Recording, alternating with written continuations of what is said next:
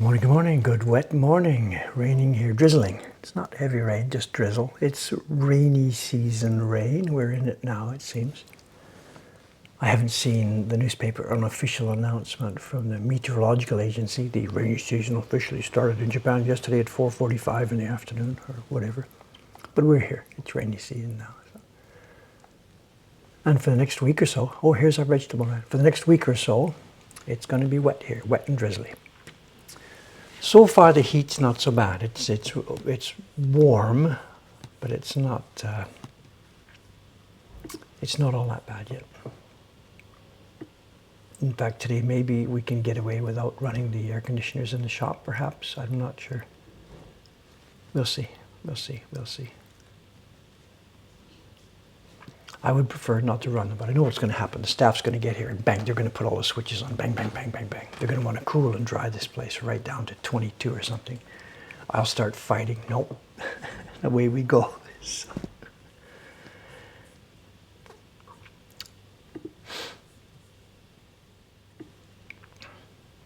Okay, here we are, Monday. And it's a red letter day for our stream. No tracing today. It's done.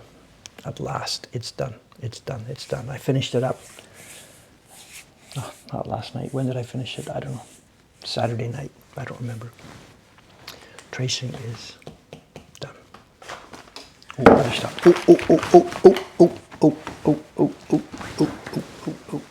Oh. Show and tell. We have funny stuff for show and tell today. Interesting. This is today's show and tell.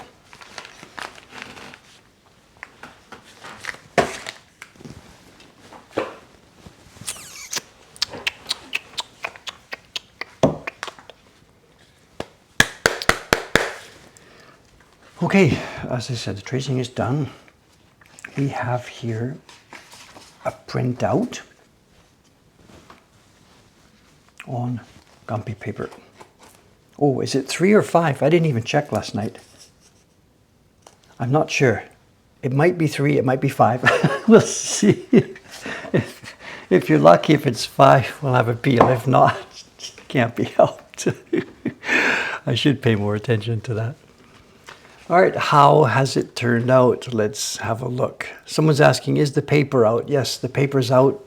This morning was kind of chaotic. I got upstairs at, 6 o'clock this morning. Paper's out for 3 people. Yuki-san, who is it? Yuki-san is here. She's testing those blocks we're going to look at on show and tell. Ayumi-san is here for more testing on the Yoshida print this morning. And Suga-san is here. She's still working on the scent of chrysanthemums. So the paper is all out this morning.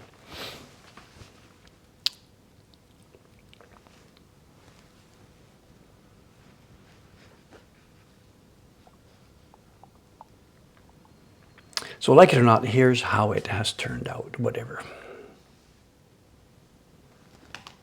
You saw along the way many, many, many decisions to make on fixing, patching, doing whatever with the lines.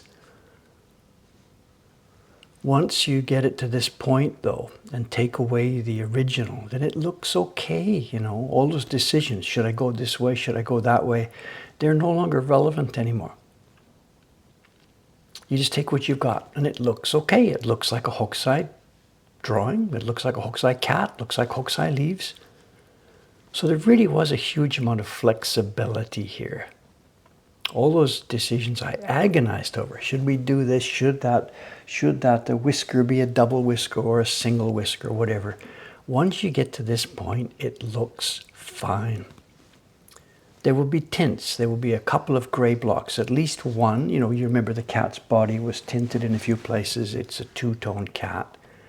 And the leaves will be tinted. So it won't be a single clear black and white image like you see here. But we're ready to go. And I met Taran-san last night at the Craftsman's meeting, and I saw him, and he's pretty much done with this tracing for number 6. Number 6 in the set. Number 5 in the set is already carved, ready for printing. So we are really okay on this series, with the exception of this one. This has to be shipped to subscribers on July 1st. And it's now June the 12th. An alternate plan, if I really did get my back against the wall, we could swap out 5 and 6, because 5 is carved and ready to print. And maybe we'll make that decision in a few days after I move forward with this. If it looks like I can get this thing done in time, we'll stay with the original plan. If not, we'll just swap out 5 and 6, and it doesn't make any difference. We're not publishing these in a specific strict order. Doesn't make much difference.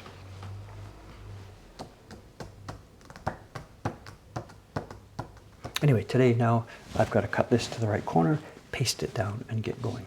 We have wood, and the wood has been waiting for this for how many years? I don't know. At least 10. At least 10, I would guess 12, but maybe more. This is wood. We're going to expose it here now. We've been protecting it.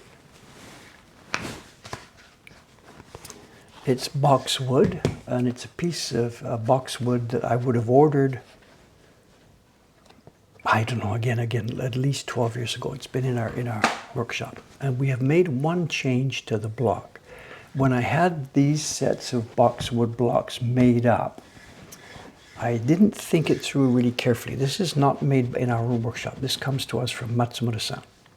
Matsumura-san, maybe more, 12 years ago. And he and I were talking about this. He didn't want to do boxwood. I really wanted him to make up some boxwood blocks for me. He thought it was trouble. I knew it was trouble, but I wanted to get these done. He did agree. I had to pay for it, well pay for it. He did agree to do them, but he and I didn't think it through quite carefully.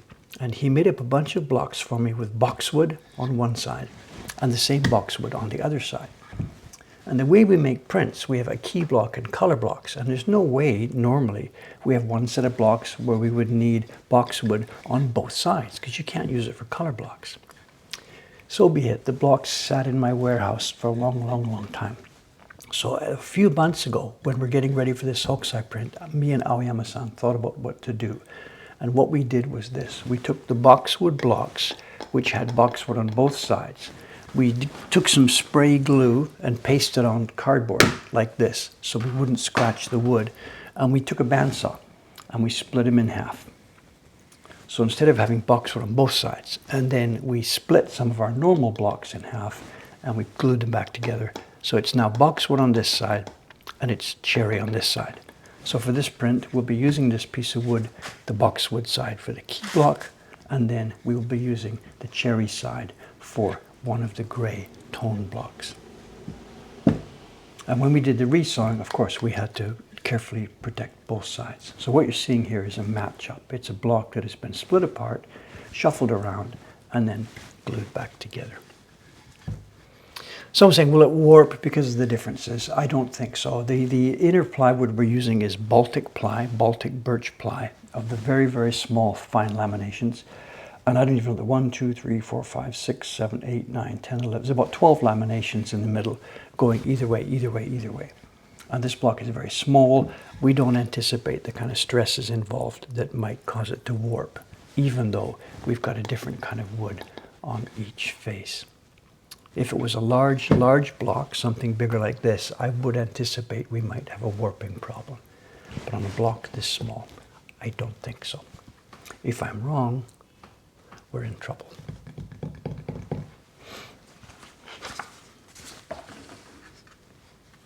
Block warping, we deal with it all the time, you know. When we look at our show and tell today, we'll talk about block warping because it's a factor, very much a factor.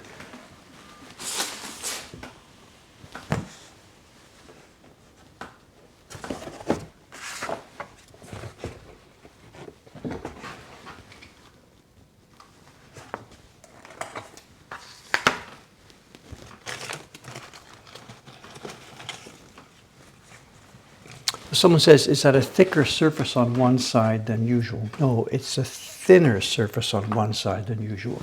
The cherry face we have here is about 5 millimeters. This one looks a little bit on the heavy side. It might be 5 point something. Our goal is 4 or 5 millimeters. Yeah, it's a little heavy. It's 5.5 or something. I don't know. But the boxwood side is thinner than normal. And we have learned over the years, if we prepare a boxwood block with the same 5 millimeters thickness almost always, it will end up cracking and splitting. Or the strength of that boxwood trying to return to some normal shape, a 5mm piece of boxwood is so strong, it'll pull up and it will split the plywood in the middle with its desire to pull up. We've learned by keeping the boxwood thin, and this one is somewhere around pretty much 2 millimeters and a fraction. By keeping it thin, it doesn't have enough internal power to pull up and split the plywood. And we don't need anything thicker than this. It's a kludge. It's a kludge. And if we had really good cherry wood, we wouldn't need to be doing this, but we don't.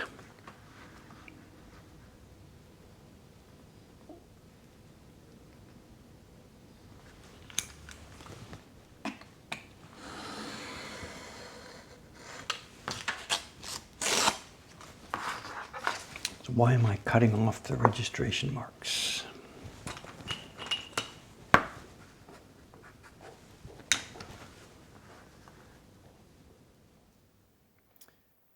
I could just paste this down and then use the chisel to cut the registration marks where we see them. But an easier way, you've seen me do this all the time, is to cut the registration marks on the wood first and just drop the paper into the marks. It's much simpler and more accurate.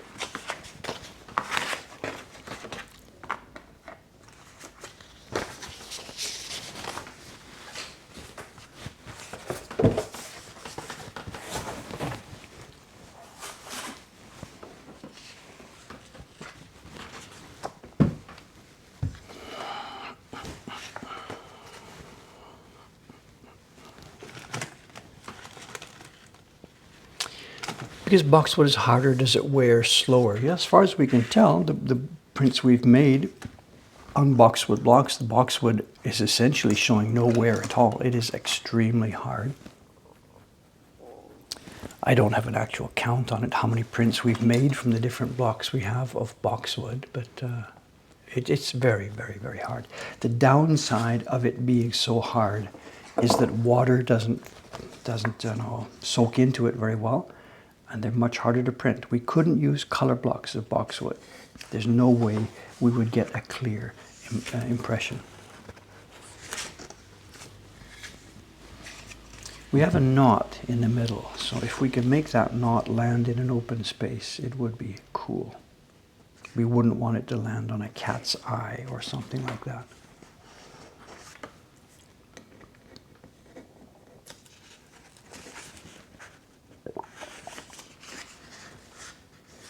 If we put it this way around, it's in a cat's paw.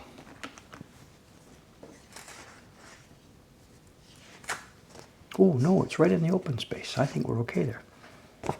If we did it the other way around,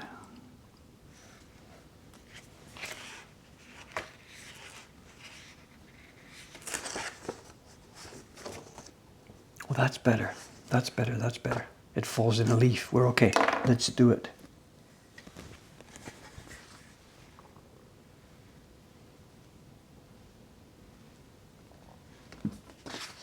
Let's do it this way.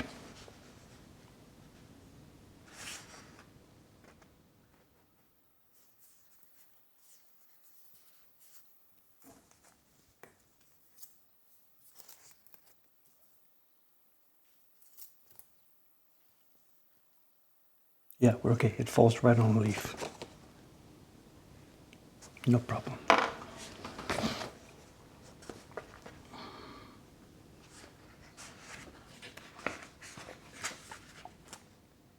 If we pull it down just a bit. Yeah, let's do that.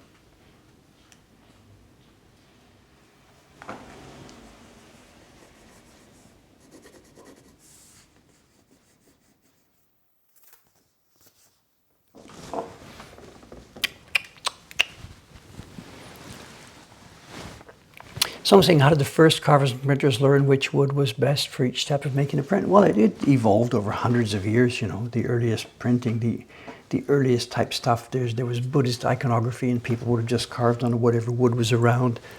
bit by bit by bit, they must have learned what worked, what didn't work.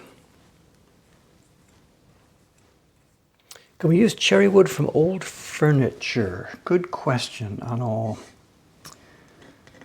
Good question. Anno. For us, the cherry wood we're using isn't actually normal cherry trees. Most of the cherry trees in Japan are what they call Somei Yoshino. They're grown for the beauty of their flowers, not for the specific characteristics of the wood. Little tapping here. And they don't actually work well for our kind of woodblock printmaking. So it is cherry, but it's not just any cherry. American cherry, for example, has the pores are way too wide. And it's not that we can't use it, but if we made color blocks from American cherry, you would see the streakiness and stripiness in the color zones. So even here in Japan, it's not just any cherry, it's mountain cherry, well cured, well seasoned, carefully chosen. So the idea that we could pick some random piece of old furniture and get a drawer and take off the front panel and find that it would be useful, it's going to be a pretty low chance.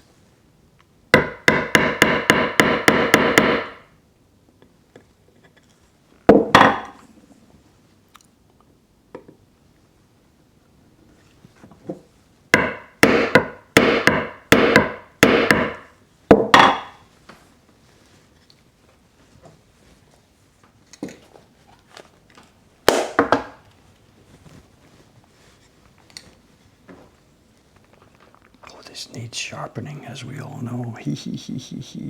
Dave abused it last week.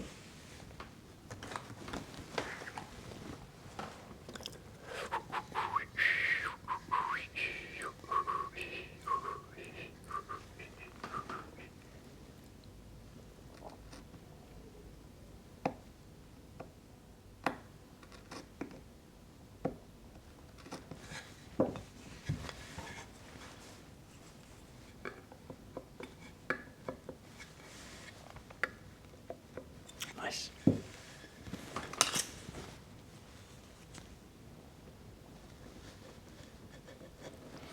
This is one hard piece of wood. I can feel it already just working on this corner. This is a nice hard piece of boxwood. It was a good selection 12 years ago, and it's been nicely seasoning and waiting.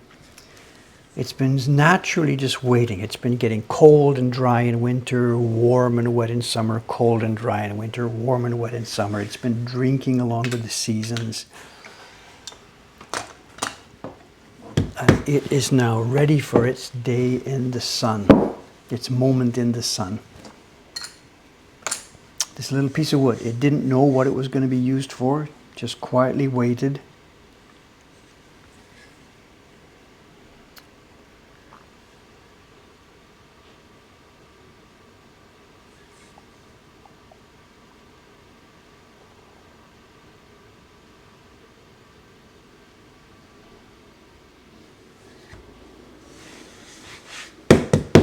And now it's going to come to life.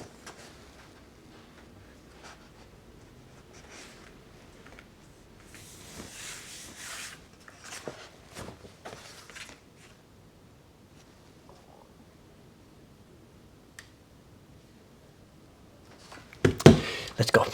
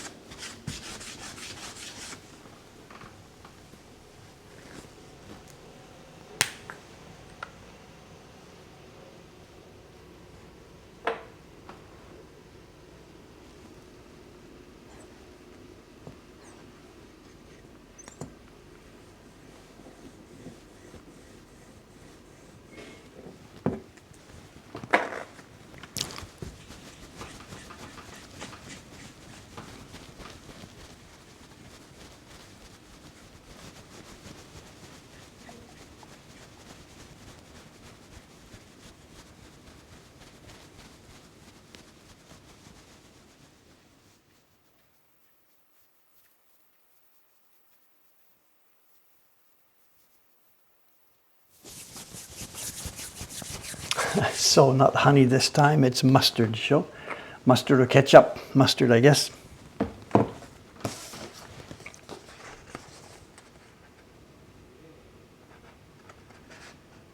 In she goes.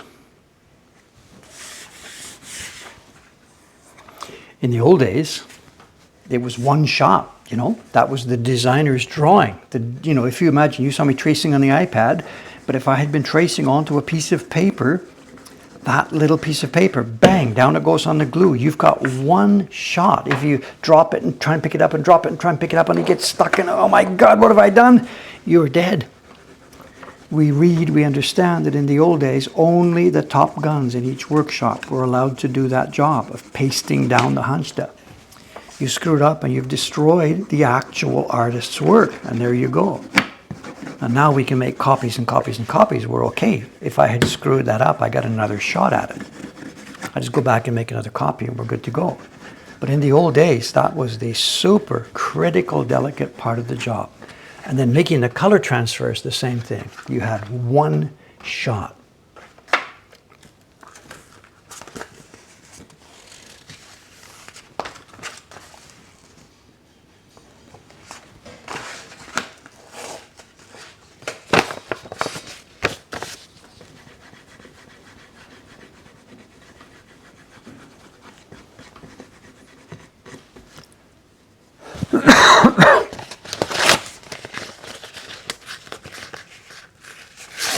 Did I change the mic settings? I have changed nothing. I have changed nothing. Changed nothing. The mic, the main mic is at 0 dB. Everything. There's no gain control at all. You're getting the raw mic going through, in, and going into the system.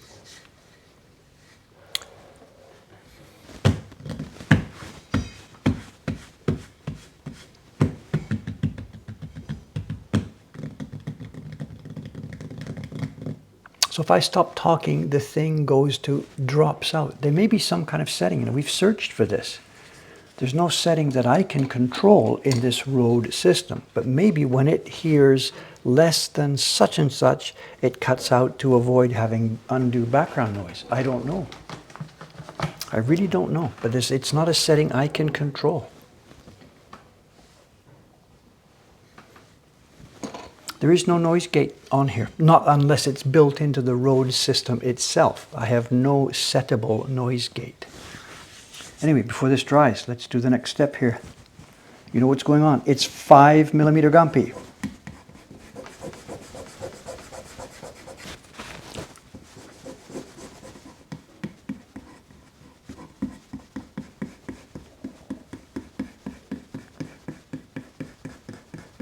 You must have noticed also in these peels, you know, the difference in a peel between a key block and a color block, right?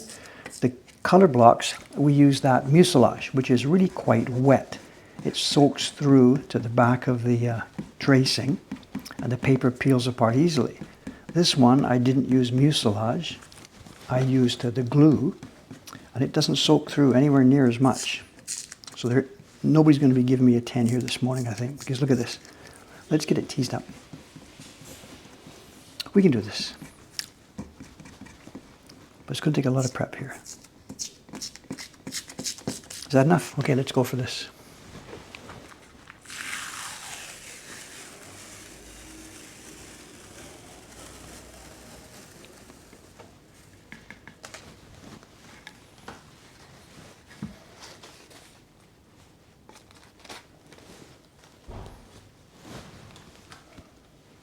Wrong glasses, I can't see what's going on.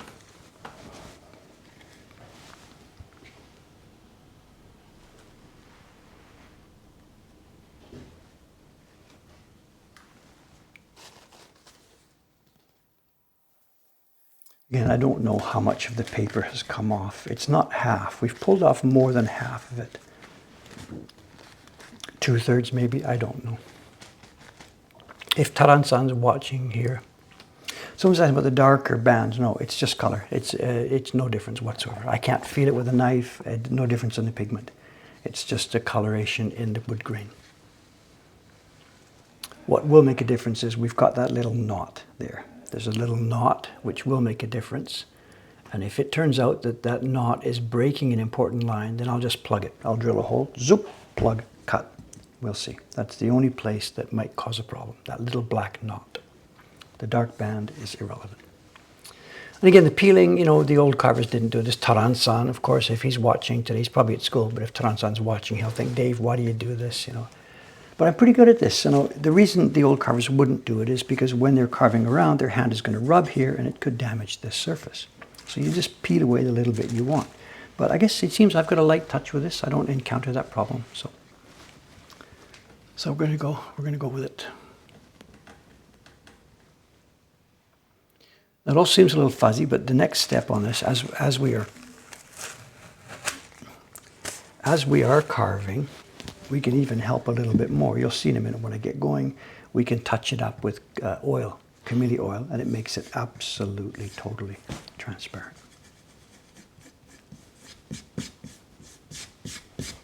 Where to start? Those of you who know me, you know where we are going to start. Where am I going to start carving? We're going to carve it in the same order that we traced it. But first, we need to sharpen.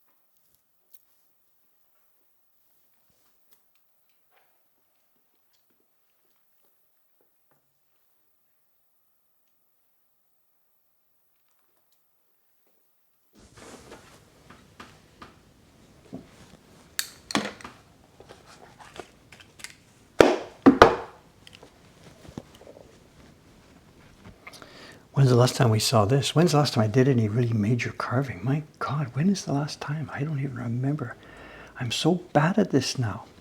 Take so much time off for everything else, for printing, for programming, for talking. Finally get back to this and I've forgotten all my skills.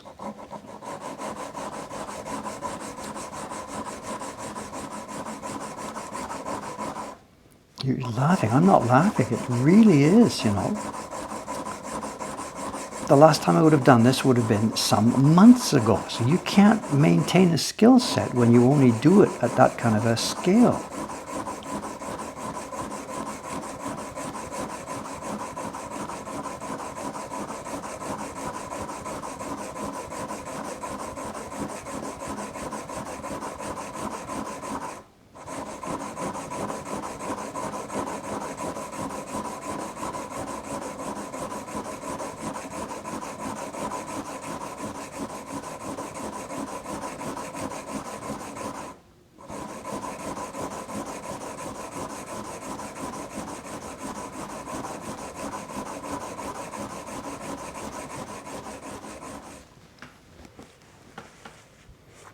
Yeah, we're taking off a lot. It's chipped badly.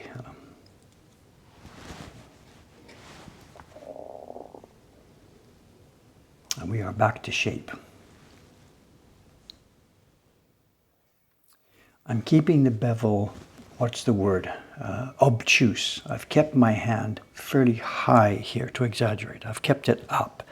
If I'd kept my hand really low, down, down, down, down, down, the blade would go to a very fine thin point and we'd break it in the first touch into this wood.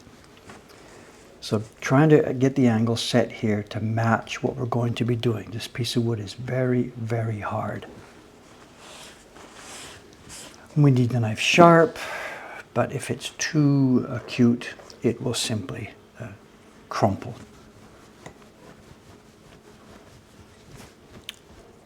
Now to take away the scratches from the previous stone.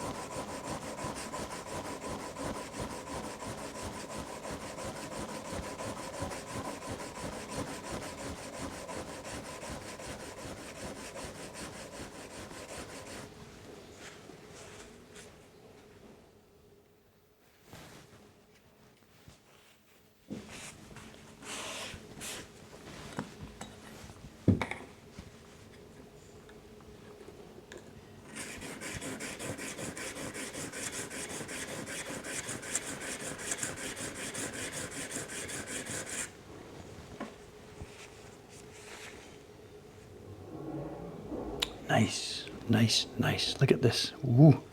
Now we're not done. That's 400 to 1,000. We got to take it one more step. We could actually carve the way it was right there. We could just move ahead with a 1,000. But it's better to put a little final finish on it. And I get a problem. I'm out of water. My water bottle... No, it's not going to have enough. I got to go get some water. 1 second. I do have an alternate source of water here, but if I used it, the stream people would get upset. So let me go get some water. 1 second, please.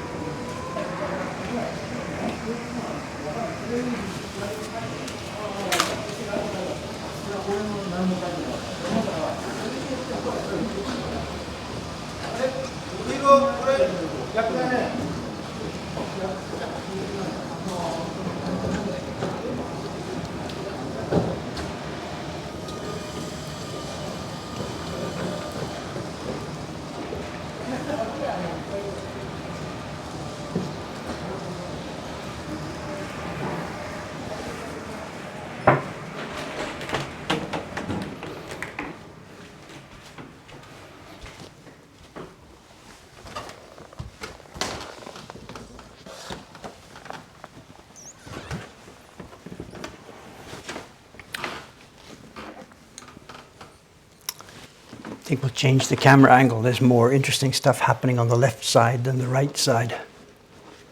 Oh, that's right. I was mic'd up. I could have talked to you. I didn't think about that. Good thing I didn't go to the bathroom.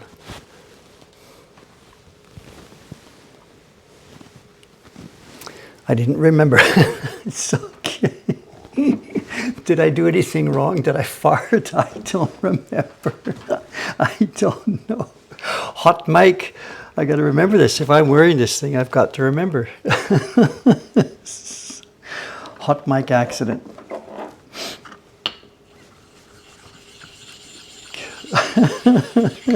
That water you heard running was the tap. So.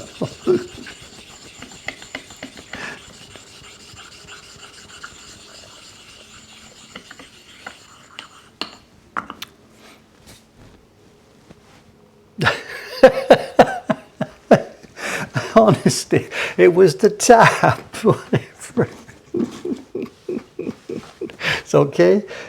That's as you wish, as you wish. So we've done 400 and then 1,000, and now we're just going to polish it a little bit. And as I said, honestly speaking, you know, I shouldn't admit this, but I could take this knife without this last step, put it in the block, and it would cut pretty much just the same. This last step now really is more of a polish than a sharpen. You know, I'm sure down at the microscopic level it is cutting away some of the roughness from the previous stone. That 1,000 stone must have left, you know, canyons at the 1,000 scale, and this is polishing those up. So yes, it would be sharper, quote unquote, but in terms of actual difference in the wood, it's pretty much not even noticeable. I could carve, I could take it off the 1,000 stone and carve. Or say a 1,200 stone or something. I could just put it in the wood. But that step now is a little bit more important, knocking off that back bevel. Let's see what we've got. There you are, you can see it now. The back side is hollow ground, so we have a flat surface. There's the dark area you're seeing is a hollow area. The shiny area is the flat back of the knife, and at the very end there's another little shiny, there you see it there, right at the tip. That's a back bevel. The knife is beveled at the back. There's a main front bevel, of course, which you can see. And then there's a tiny little back bevel. Without that, it leaves, the knife is just simply too acute, and it will crumble as I put it into the wood. It's going to break anyway, pretty soon. It's probably going to break the first 10 seconds because I am so out of shape. I haven't carved now for how long? Whatever. And I don't know this wood. It might be quite hard. I don't know. So almost certainly we're going to break this thing pretty much straight away.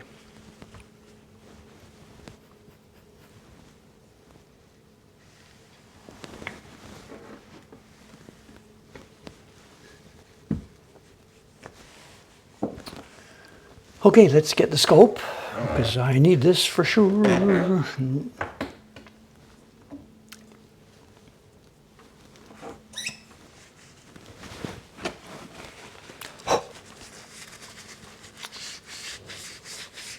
It's been collecting dust for months.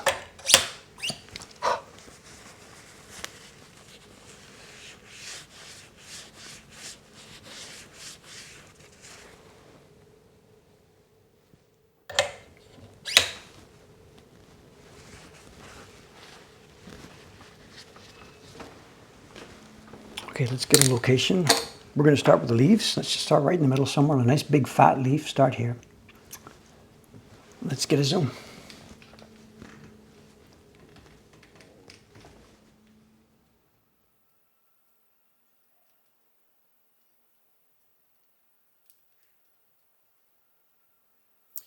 Pull in, push out. Pull in. No, push in. Push in, pull out. God. There's no hope for it, you know. Absolutely no hope. There's no hope. It's all over.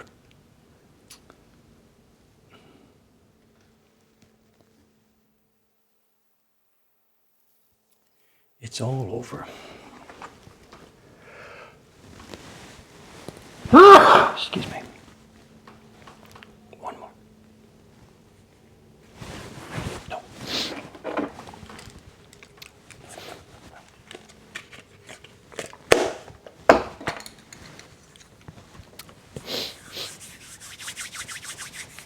What did they use as a magnifier back in the day? Well, we don't really know. There are a few illustrations left, and Hokusai himself, in his Hokusai manga, has a few little woodcuts of different craftsmen doing the work. And there's a famous little picture by Hokusai in the Hokusai manga of a woodblock carver. He's sitting at a bench, something similar to mine. He's sitting cross-legged, he's not deep like this, and he's waving his persuader. He's whacking away with his persuader. And he's got little beady, round glasses. So glasses per se, at least round, you know, lenses type glasses, were known in his day. What other kind of, they wouldn't have used a microscope. They may have had a desk lens. We just don't know. There's absolutely no documentation. The older work back in the 1600s and 1700s is very, very, very rough. There's no reason to expect or think that they used magnification. When you come along to the end of the 1800s and then into the early 1900s, there's some stunningly complex work available. Some Yoshitoshi prints and stuff like this, and Meiji Irakuchie. But by then we could imagine with the Western contact that there was perhaps access to things like a desk lens or perhaps loops or something like this. Because the European engravers were using such things. They were using head-mounted loops, certainly through the last half of the 1800s. So it could have been happening and Japanese got that technology. But in Hokusai's era, I don't know.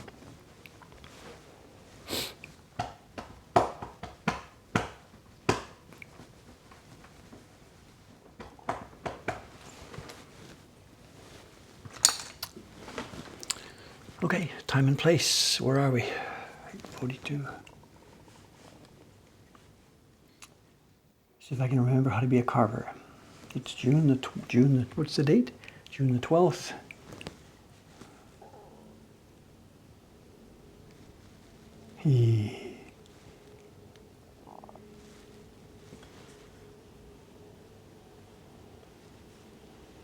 home again.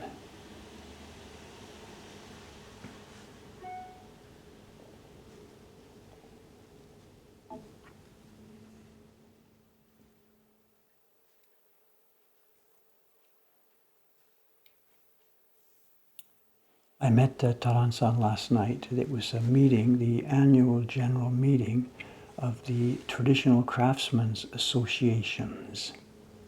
I say that in plural. There's 3 specific organizations now still surviving.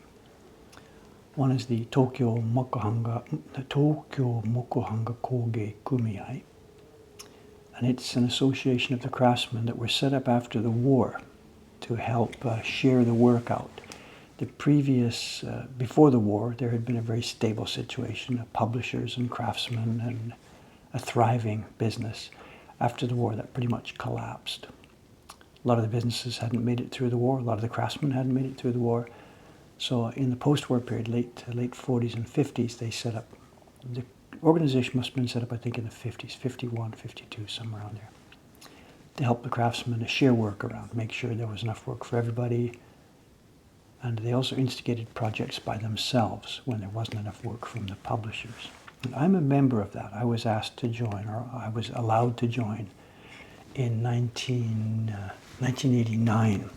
I joined that. And at the time there would have been, I don't know, the Mabo, the list of names was over 100 people long, but active carvers and printers, this is in Tokyo, would have been, I don't know, 50, 60 people. I've still got the old name Mabo, the list of names and stuff.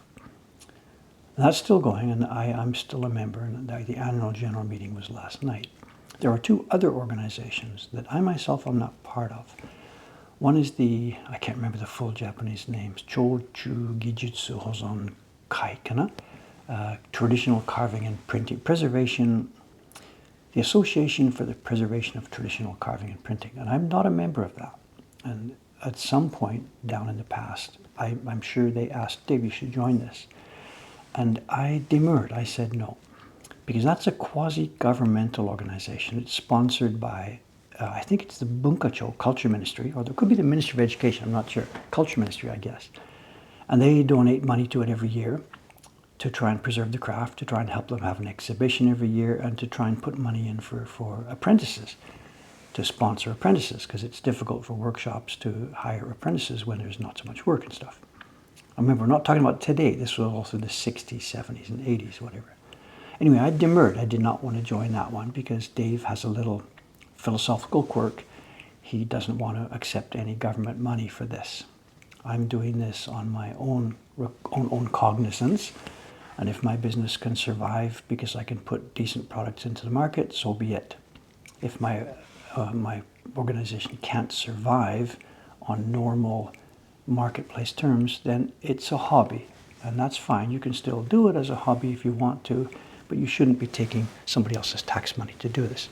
I'm not a libertarian. I'm not a cranky libertarian at all. But in this particular case, I think that I should not be taking my neighbor's tax money to support something that would be a hobby for me. Hobby meaning if it wasn't able to survive in the marketplace. It's fun to do it, but you shouldn't take tax money to play such games. Anyway, that's one of Dave's core philosophies on this. So I said, sorry guys, no thank you, I can't join that group. And they're like, whatever. And there's a third group, another one, I don't remember the title of it. It was set up by one of the other publishers. It's a similar thing. They also are accepting money from the Culture Ministry. So Dave has nothing to do with those 2. But nowadays, these groups have become so shrunken in size, they have their annual general meeting together. So last night was the general meeting for all 3 groups together.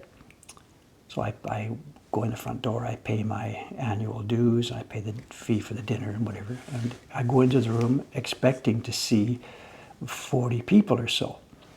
And there was, how many of us? There was 6 at each table, 3 tables. There was 18 people there. And I was stunned as to what was going on. When I first joined these guys, like I said, 50, 60 people. Now we're down to 18.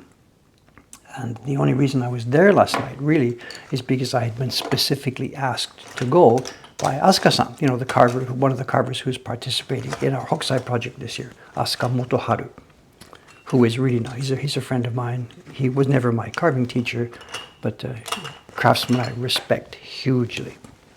And he had said, Dave, please come. And I'm like, I don't really need to go. He says, Dave, we need bodies. Get your body out there. It's, get your body out there. So I did.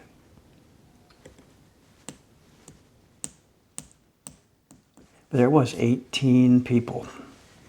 And it's not all 100% bad news, because among those 18 people were two newbies. And one of them was Taran-san. He joined this group last night. And then another young lady who actually, I didn't even catch her name. I don't know, she's a printer or carver, apprenticing somewhere, I don't know. So Taran-san joined this, but I now have a problem with this, and I'm going to have to talk to Taran-san and Asuka-sensei about this. Taran-san,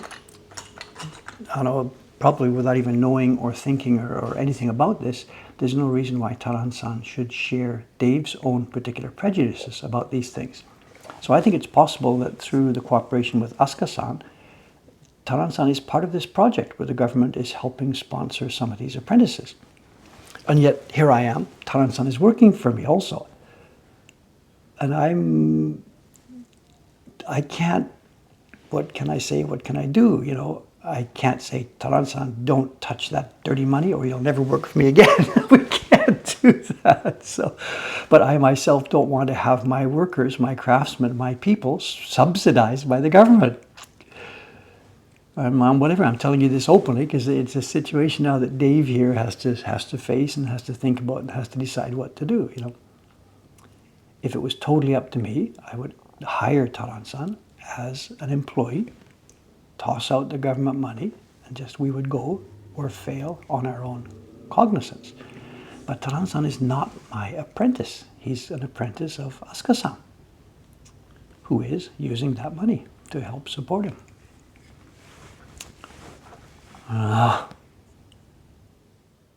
Ethics and other liabilities.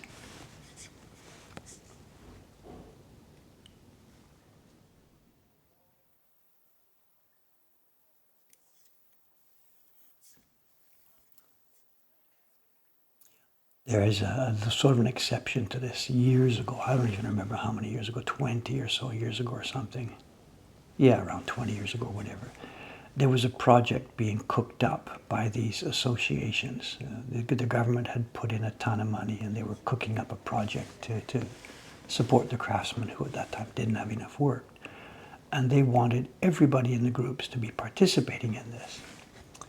And they described the project, and here we can assign this job and this job. And Dave, what do you want? And I said, no, I'm sorry, this is a government project. You have to leave me out of this. And they weren't having any of this. They said, this is the whole group. You have got to do this. We're going to sort out here. You're going to have this job to carve, pick from A, B, or C. You're going to do this. And I'm like, you want to cooperate with people. You want to help get things going. At what level does your own sort of way of thinking become a liability in your relations with the other people in the group?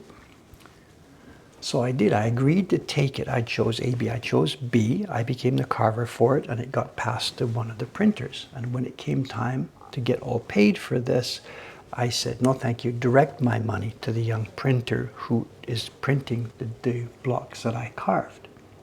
And they said, no, it doesn't matter. You take it. And I didn't take it. I said, no problem, no thank you. He needs the money, no problem. Take the carving fee and give it to the young guy who is printing. This was Tetsuya at that time. He was really, really young, maybe 18, 19, just getting started. So we did that. So it's out there. My name is on one of these projects. Dave Bull collaborated, blah, blah, blah, sponsored by the Ministry of Culture, blah, blah, blah, blah, blah. So somewhere out there, my name is on one of these damn things. But I didn't touch the money. But now going on now with Taran-san, I'm really not sure what to say or what to do.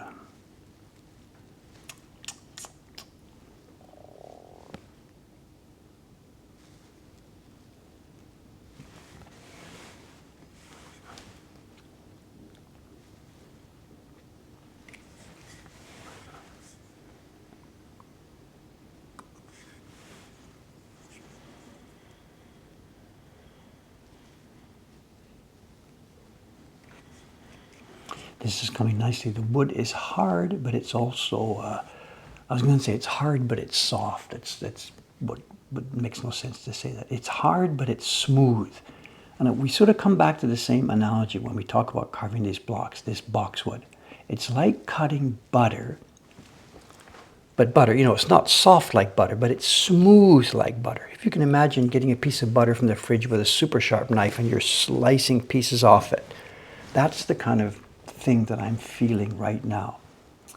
Except that it isn't actually soft, it's actually really, really hard. And if I twist my knife the wrong way or pull it the wrong way or bend it the wrong way, pop, that tip is going to break. But the feeling is just like that, as though I was slicing through a nice yellow block of butter.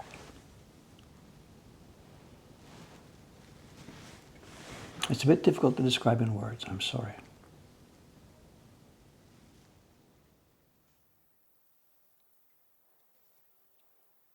All wood has grain, including this boxwood, but there's no apparent grain here, you know. There's some kind of line. What's this line?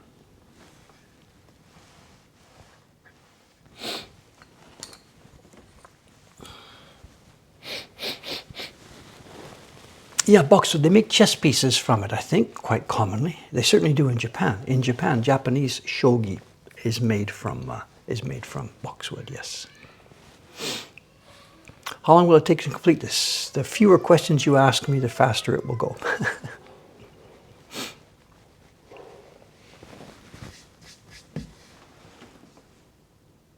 But there is some kind of line here. What is this? What is this? What is this?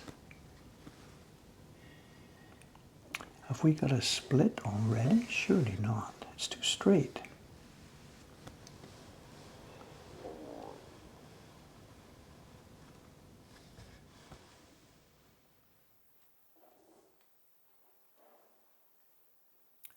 I think I see what's happened here. Look at this. I didn't even notice he did it so well. Ho, ho, ho. This isn't a single face. This is two pieces joined together.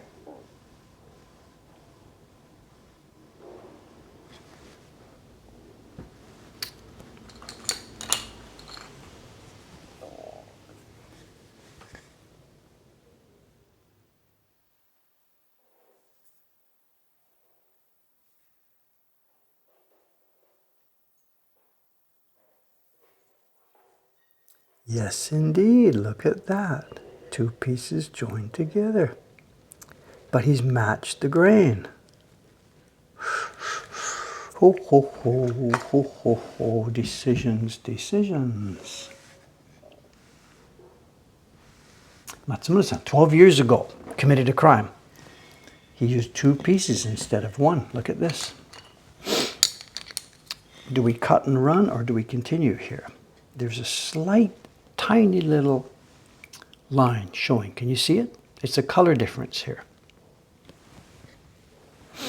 It must have, it's been sleeping, but me putting the water on it here has, you know, swelled and shrunk. I can't feel it.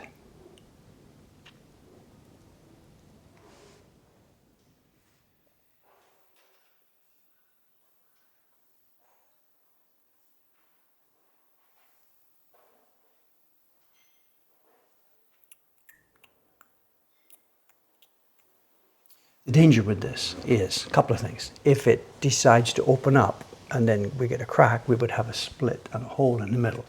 That actually isn't a disaster because when you come to print it, the wood takes the water and swells up and it closes up instantly. The little tiny crack you're seeing here right now is coming because the water I put on it at the moment dried out and this thing pulled back a hair. So for printing, that wouldn't be a problem. What would be a problem is if these two pieces of wood had different grain, and over the years then, one of them is going to dry out a bit more, and it could lift up a little bit. And then if one side only lifts up, then we came to print, we wouldn't be able to print. That lifted side would print dark, the side that didn't lift would print light. And there's no way you can shave it back down at that point. So I am a tad nervous. Looking at the wood grain at the edge, he has matched it. It goes straight across. I couldn't even tell from looking at the edge. He's done it really, really, really well. But I kind of wish it wasn't there.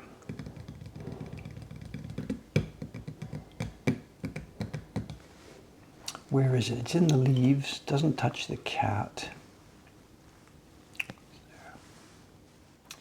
I'm going to ride with it for now and watch what happens.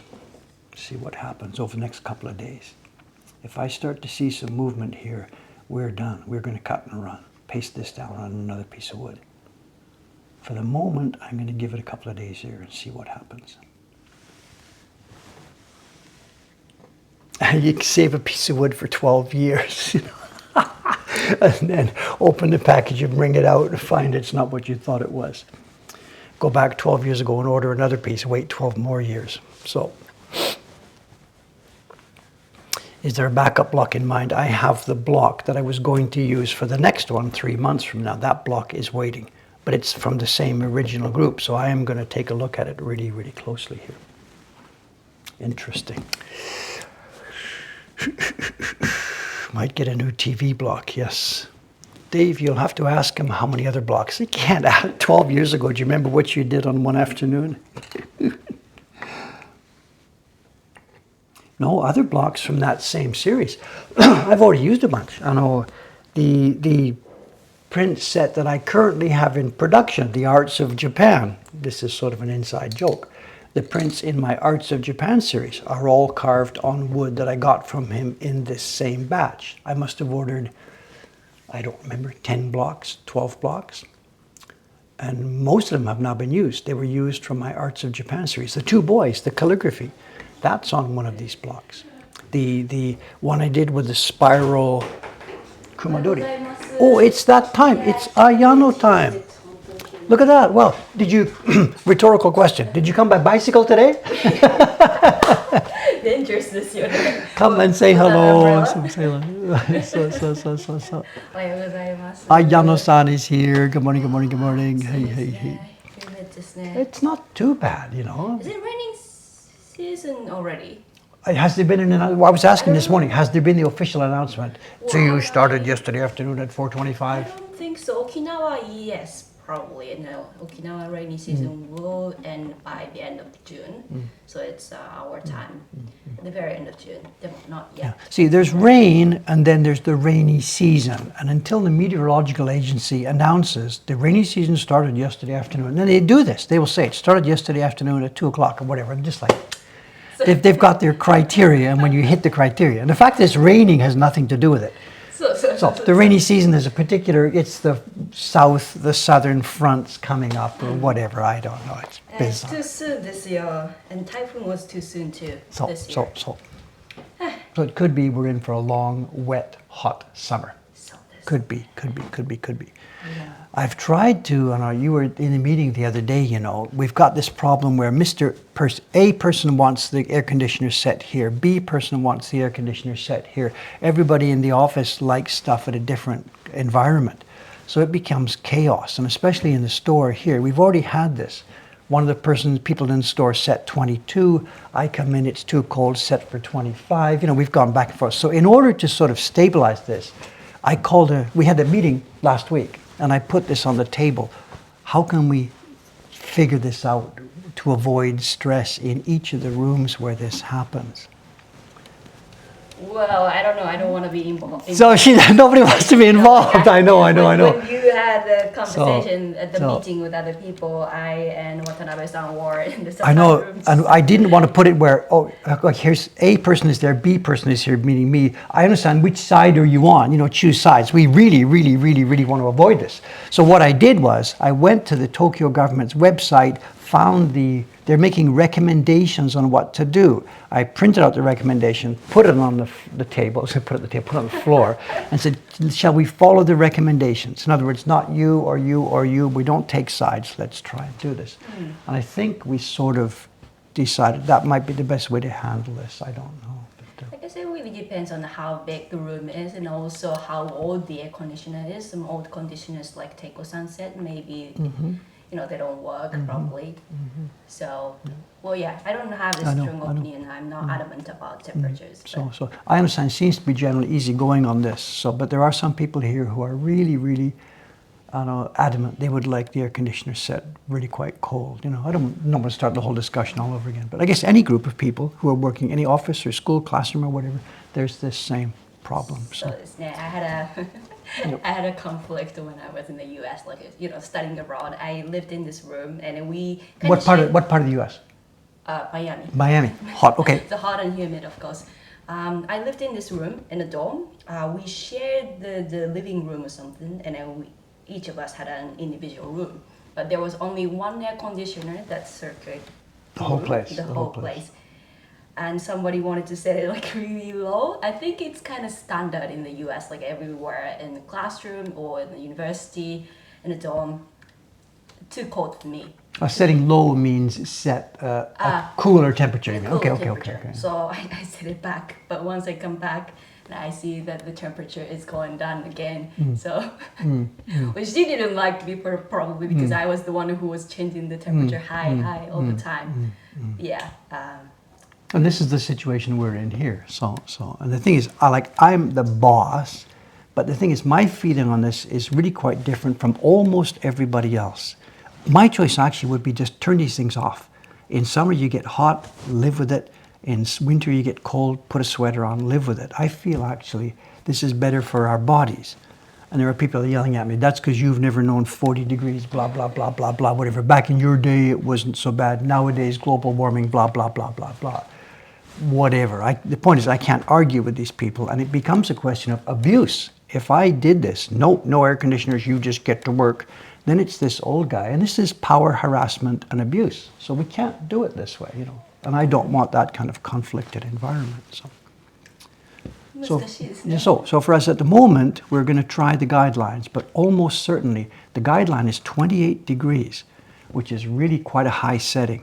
And it's going to get to be 38, 39. There's going to be 40-degree days out there where we will have to say, okay, I understand, it's too hot. Let's turn it down a bit. There's going to have to be such times. So. I would prefer dehumidifier. The drier setting, you mean? Yeah. This air conditioner, I don't know. The dry mode, I don't know if it works. The thing it works quite well, but actually it takes almost twice as much power. Yeah, so I understand. The reason I wanted to keep it turned high was not for personal reasons, but we're trying to save electricity. So the dry mode would be my choice, but unfortunately it's worse for the power, so I don't know. There's no easy answer. We don't care, like hot climate, it's just the humidity. I get you. I get you. Especially. I get you. So no easy answers here. So. And someone saying, I said 28, and people are, oh my God, 28, you might as well just leave it off. It's no difference, So. Remember, Japan has a specific problem behind all this. It's not just the global warming thing here. Japan, for many, many decades, had a plan for generating electricity through nuclear reactors, and most of them at the moment are turned off. Most of the reactors are not operating here. They're still turned off because Japan is really conflicted about whether to use these or not. So every time we flick a switch here, I turn my light on here, somebody in Japan throws a bunch more coal or fuel oil into a thermal power plant. We're burning tons of coal and tons of oil here. So part of this is, please people, we got to cooperate, turn these things off. Otherwise, we're just contributing to this total disaster that is facing us all. But the younger people here, not my problem.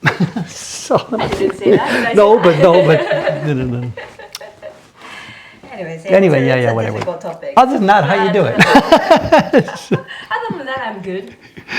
Well, because of the weather, I couldn't do much during the weekend.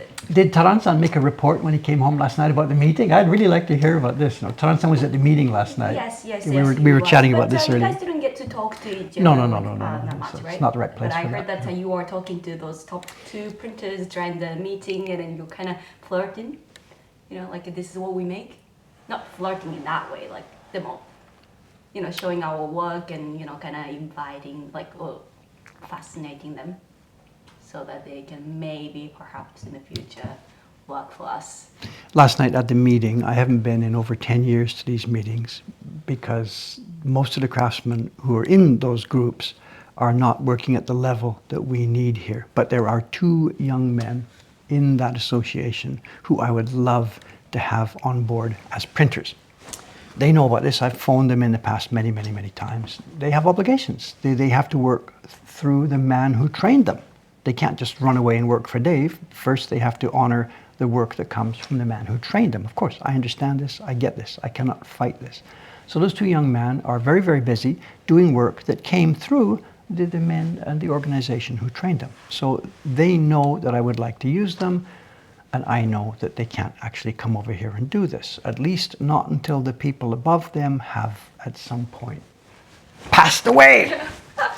So yesterday I sat next to these two guys, and I happened, in my backpack, I just happened to have some recent samples of our work, you know, and somebody said something, I said, oh, I happen to have something in my backpack, and I brought this out and showed these two guys. And I blew them out of the room. They had no idea. They had no idea the work we were doing. They said, what? What's this? What's this? They stand up, somebody gathers around, and it became a thing. And all the people in the room last night gathered around and looked at this stuff. And they now understand the level of work that Mokuhankan is doing. So is something going to change today and tomorrow? No. But will those two young men, at some point, they now know what we are doing here, and when their obligations, at some point, 5 years from now, 10 years from now, at some point, they'll be over here. They'll be over here.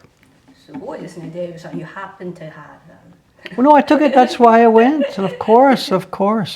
These kind of meetings, nobody talks about work at these meetings. You're not supposed to show your own stuff. Because part of the problem is, how much did you get paid for that job you did? That kind of stuff. It's disastrous conversation to do. Disastrous. So the conversation is mostly about the sumo and whatever else is going on and stuff like this. Yeah. There's very little conversation about work. So I break all the rules. Very, very selfishly, I broke the rules. And whatever, they think I'm a foreigner. He doesn't get the rules. He's selfish, blah, blah, blah, whatever. Doesn't matter. Doesn't matter. A big fat seed, 2 big fat seeds were planted last night. And I don't know if they will start growing at some point, but we'll see. We'll see. We'll see.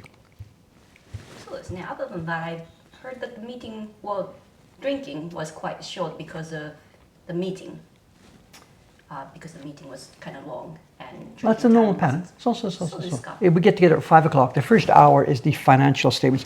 Japan has rules here about when there's like an organization, like a company or whatever, you know. And this was the Sokai, the annual general meeting, and the rules for Japanese annual general meetings. So the financial statements must be presented for the members. Not only presented, they must be read top to bottom. Somebody, the financial person who is doing the what do you call it, the treasurer, has to stand up, and everybody's got the sheet of paper in front of them, and the treasurer has to read every line and every number. 4,695 yen. Publicity, 6,275 yen.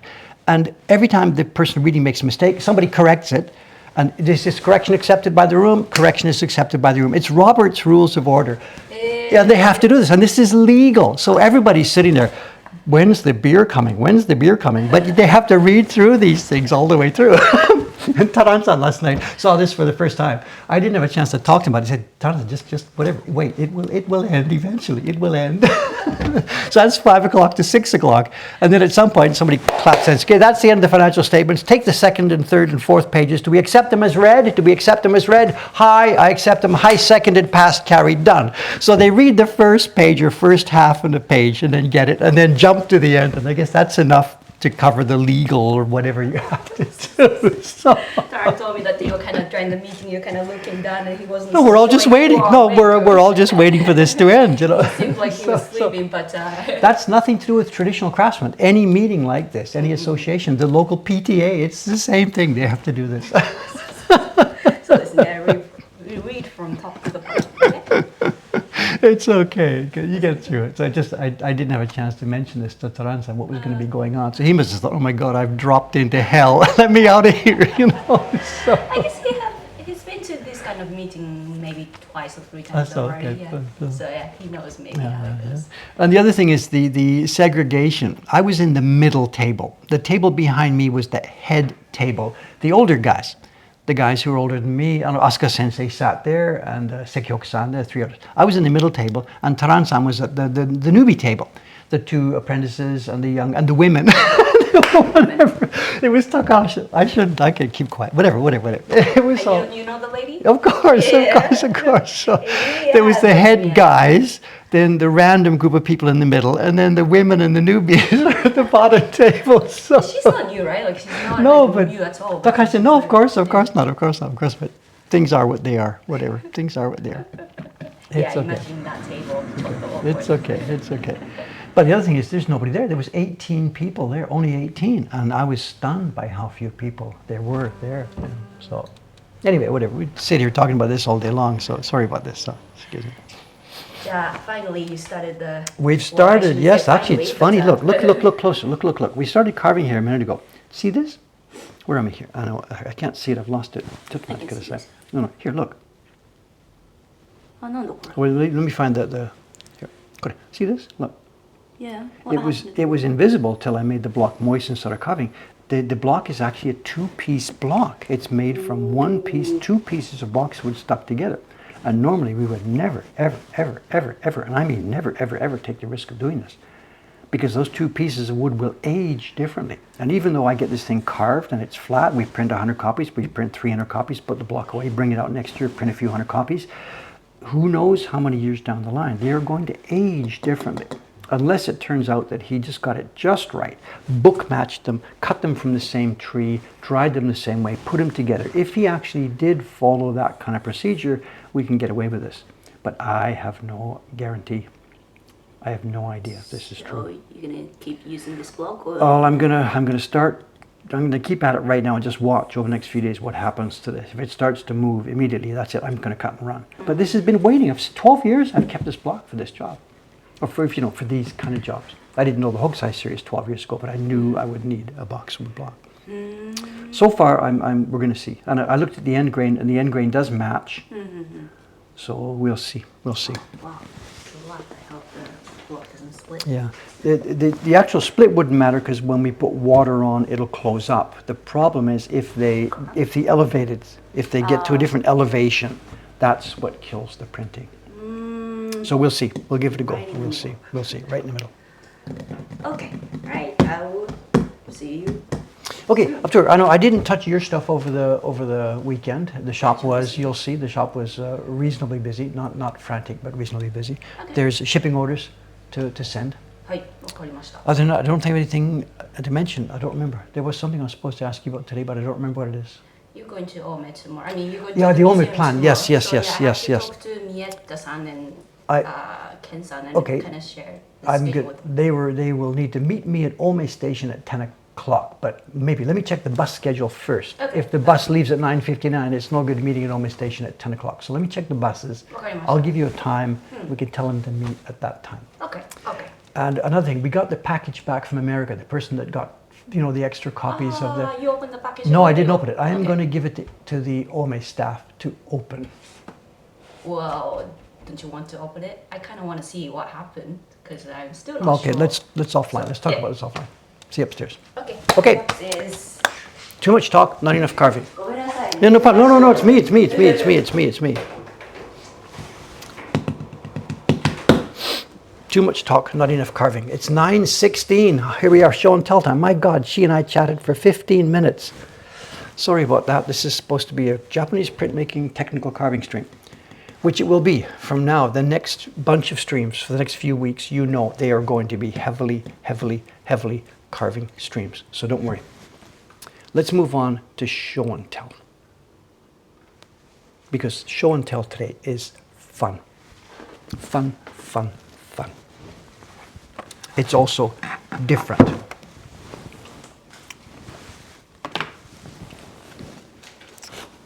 For today's show and tell, we're going back in time. Like we don't ever go back in time on today's show and tell. My camera is yelling error. What's going on? Error. I understand, maybe bumped something, I don't know. Okay, today's show and tell. Over the last few days, we have the young girl, Yuki-san, the young girl from China, is here practicing printing. She came to us a couple of weeks ago. She's from, is it Fujian province? I may get this right. It's a province up in the northeast area of China. She watched our YouTube videos. She did practicing by herself. She got things going. She is apparently going to be really, really competent. She is on staff here now. We're paying her for her time while she practices. I don't know if there's going to be much work that comes from her desk that will be sellable, but it doesn't matter at the moment. We have an enthusiastic person on board who really, really wants to learn. So she is being, just being given. We're just throwing jobs at her. Try this, try this, try this, try this. She finished the previous job a few days ago, and I had forgotten to ask our Ome workshop to send over some more blocks for her to practice. So I went into the collection room. I have some blocks there that were made by the Tansei-do company in and around 1900. They could date from the last decade of the 1800s. It could be the first decade of the 1900s. We don't know. We have a bunch of block sets from that period. Hamamatsu. This is a block carved about 120 years ago. It's a very light piece of wood. It could be cherry, I'm not sure. It could actually be magnolia, uncarvable. Very, very light, not useful for a key block at all. Laminated to the top of it, you can see what's happened here. They have laminated a piece of yellowish wood. You could perhaps, well, it's got covered, so much covered with ink you can't see it, but that wood on the top is a yellow color. It is boxwood. These are a set of postcard-sized prints carved on boxwood 120 years ago. There's a little old print here that was wrapped up together with the package, battered and beaten and torn, just enough to show us the idea. We went to the net, tried to find this image. It's Hiroshige, clearly it says Hiroshige, and it says Hamamatsu, which is Tokaido. And we could not find this image anywhere. We searched and searched and searched. We did eventually find something similar in one of Hiroshige's books. So some publisher in the Meiji era took a Hiroshige book, clearly with no copyright, no permission, and cut it on some smaller blocks. So right now, Yuki-san is giving these a try. And these things have been wrapped up since the year dot. And it's possible Yuki-san here is the first person who has tried to print these blocks in over 100 years. We don't know. We can't tell. Whatever. Anyway, she's giving it a go. And she has done some test printing. And the carving on these things, is, I think I'm good at this. But.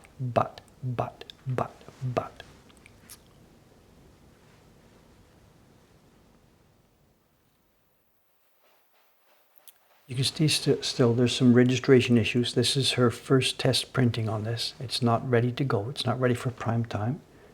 There's still some bits and blocks. Some registration here. And the blocks may be warped by age and they maybe need fixing, or maybe she will be able to handle the registration. We don't know. Now this is the print. Now I'm not sure if I can actually show you the block at the same resolution because it's all black and shiny. Can we do this? There's my finger for scale. Is it going to focus? There you are. There's the people. We're getting an automatic kind of light here. They're rounded off, but not so much rounded off. This block has been used. You can see these dots. They're not actually razor sharp anymore, but this block is very, very, very usable. There's the line. That line is usable. We can get the calligraphy up in the corner here. It'll focus, right? Again, finger for scale. But something else to notice, look.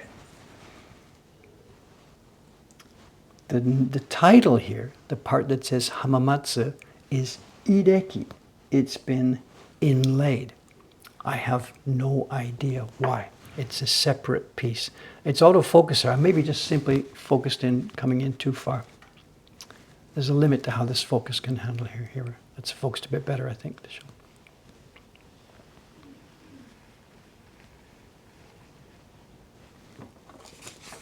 So the title part, that name, is on an ideki. It's a plug. So the key block is fine. Look at the edge there, the thinness of that line, the straightness of that line. The key block is actually fine. Whether this is going to be printable is all going to come down to the color blocks. And here we have a little bit of a problem because the color blocks are all what you could call second use blocks. They're on their second time around. It might be easier to hold it up for you here. Here's a color block. Now normally a color block would be the same thickness as the kind of block you see here. But let me put these side by side. The color block is much thinner. Why? Excuse me. Because it's on its second life. It would have started life thicker. It would have had an image carved on the A side and the B side, and then at some point the publisher decided we don't need that anymore. Perhaps it had become worn out, or perhaps that particular image didn't need anymore. They planed off the image top and bottom, and were left with a thinner block. Not too thin to use, and away you go. And they used this for the color blocks. They shaved off, they planed off whatever image had been on there the first time around. Now this is usable. It doesn't matter to us. It's the same wood inside. The wood would be much older than it would otherwise be. It's the same wood, but the plank is now very thin. And with a thin plank like this, when you sit down to print it, you throw water on the front side and start printing.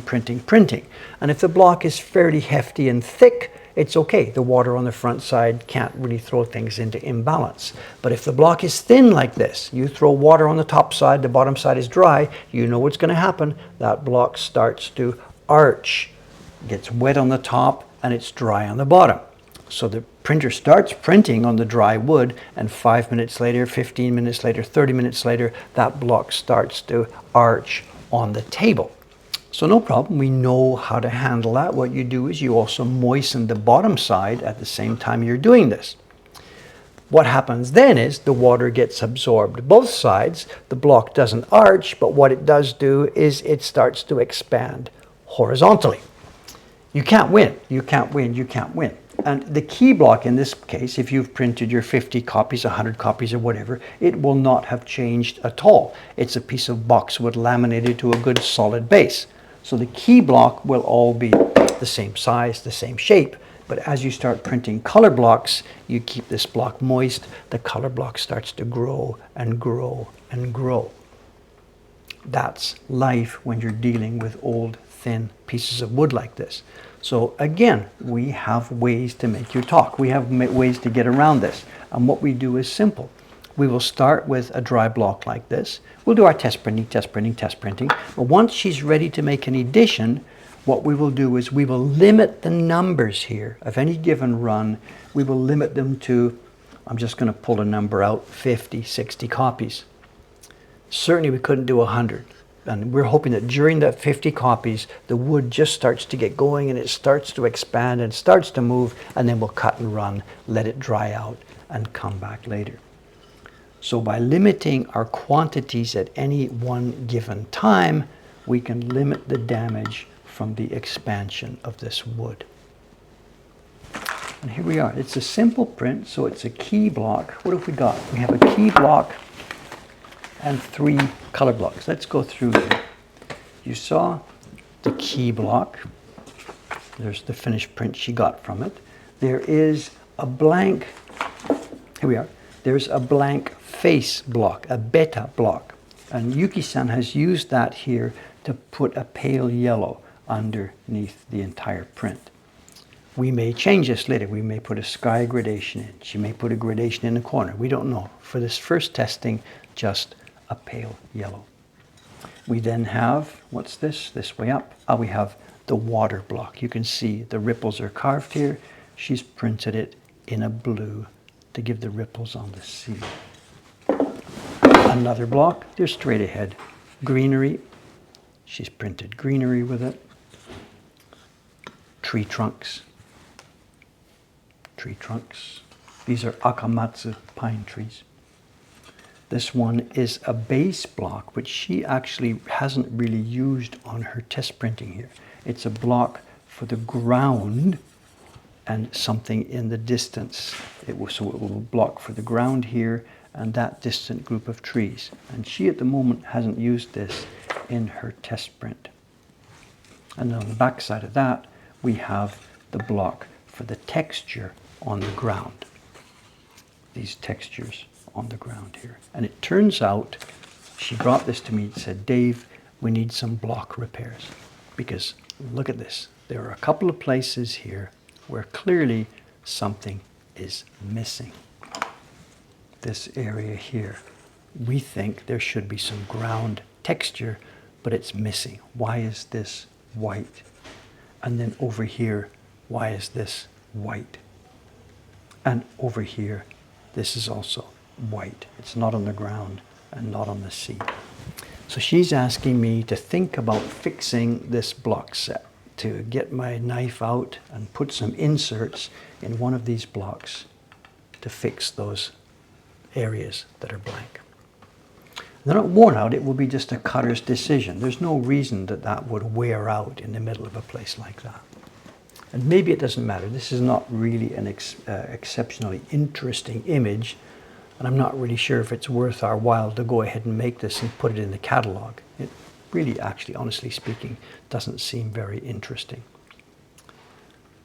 But at the moment, it'll serve the purpose, serving as training work for Yuki-san from China to get some skills built up.